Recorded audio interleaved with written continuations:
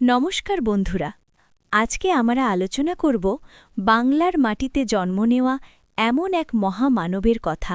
আজ বলবো, যিনি গানকে বানিয়েছিলেন মানুষের আত্মার ভাষা, যিনি ধর্ম, জাত, বর্ণের সব দেয়াল ভেঙে মানুষকে মানুষ হিসেবে দেখতে শিখিয়েছেন।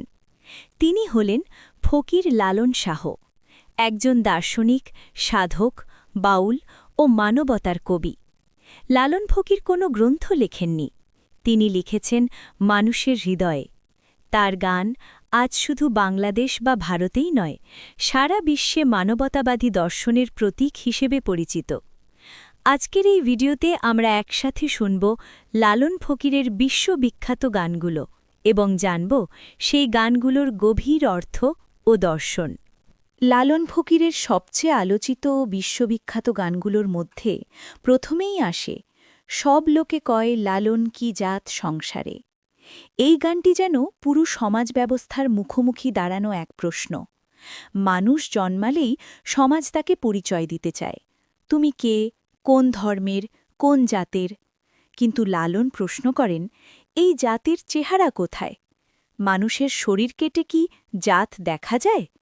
এই গান আমাদের শেখায় মানুষকে ভাগ করার সব পরিচয়ই কৃত্রিম।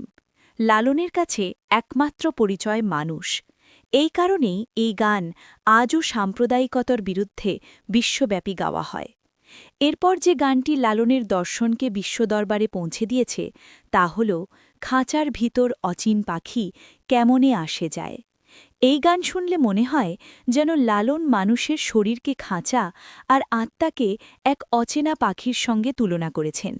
মানুষ সারা জীবন দেহ নিয়ে ব্যস্ত থাকে, কিন্তু আত্মার খবর কেউ রাখে না।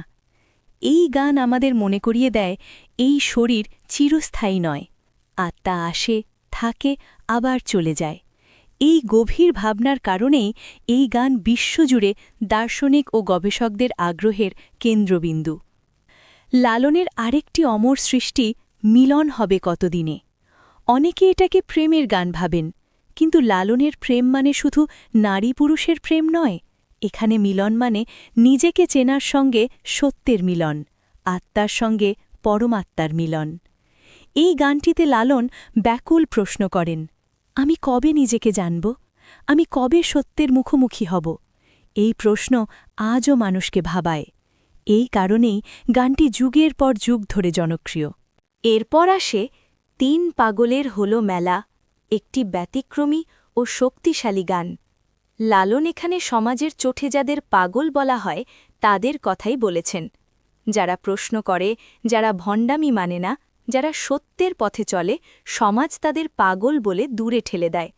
এই গান আমাদের শেখায় সত্যের পথ কখনো সহজ নয়। এই গানটি আজও ফোক ও বাউল সঙ্গীতের মঞ্চে বিশেষ মর্যাদার সঙ্গে গাওয়া হয়। লালনের আরেকটি গভীর দার্শনিক গান আছে রে মন পাগল বলবিকারে। এই গানে লালন মানুষের মনের অজ্ঞানতার কথা বলেন। মানুষ সারা জীবন অন্যকে বিচার করে, কিন্তু নিজের মনকে কখনো চিনতে চায় না। লালন বলেন, আগে নিজের ভেতরের মানুষটাকে চেনো, তারপর দুনিয়ার কথা বলো।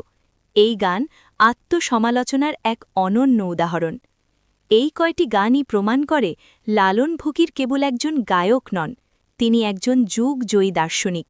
তার গান আমাদের শেখায় ধর্ম নয় মানুষ বড়, ঘৃণা নয় ভালোবাসা বড়, ভণ্ডামি নয় সত্য বড়।